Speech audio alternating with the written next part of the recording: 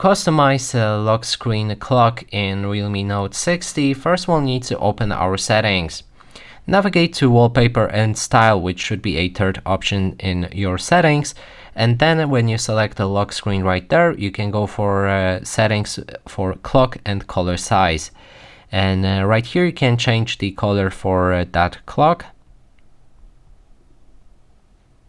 We're gonna go with the blue, and then you can adjust the brightness of the color as well.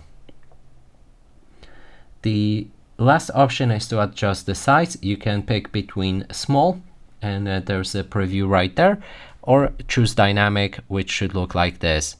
Now if we lock our device and try to wake it up, here's our lock screen that we've just changed, and there's the notifications right there, and that is why it's small and not as I've chosen before. So keep that in your mind. When you get notifications on your lock screen, you won't be able to see the full size full size clock.